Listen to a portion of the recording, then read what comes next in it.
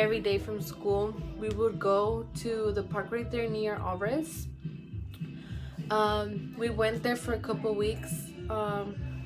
I would always get home like really tired, really sleepy, and I would always be throwing up. I did that for like a whole month, and my mom was kind of noticing that I was like sleeping a lot, and she would ask me. She would be like, "What's wrong with you? Because you've been sleeping a lot and you've been throwing up a lot." And I would tell her, "Oh, it's probably because I ate something que no me cayó."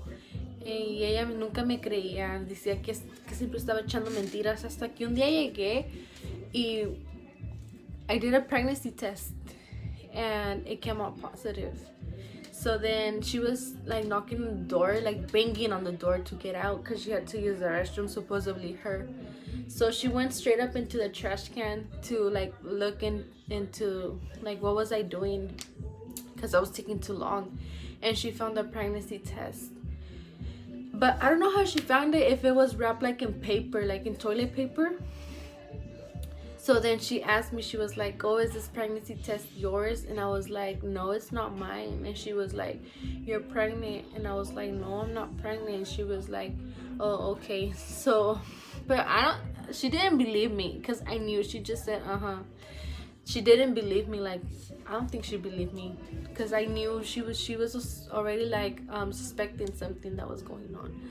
So then like a week passed and my baby daddy took me to Planned Parenthood, and I went to go see like if I was actually pregnant, and they had told me that it had came out positive. So they said that I was almost like 2 months pregnant. So they gave me the slip and everything, that I was pregnant, how many weeks I was, and that one was my due date. So that went on, and then I went back to school that day, and I showed my friends like the paper, and they started posting it on Snapchat. But then Erica posted the picture on her Snap, and she has my brother on Snapchat. I don't know how my brother did it, but he told my parents. So it was pretty weird because my dad went to go pick me up, and like when he goes to pick us up, like when he picks us up, it's only for like appointments. But they tell us like one day before, like, "Oh, I'm gonna pick you guys up because you guys have an appointment." So that day was kind of weird for me, like for him to pick me up. And he had told me that the lady from the office, because it was a different lady now, because the other lady that let me go, she was on her lunch. They said that they told him that I wasn't in school, that I had just gotten there, and he asked me that where was I, and I told him that I would tell him when I get home. So he kept asking me, and I told him that I wasn't gonna tell him till I get home. So then I got home and I came and I took them the pregnancy test and the slip, and my mom started crying, and he told me, he was mad. He was like, "Why did you do this?" And I told him, "Oh, it's like I did it because of you."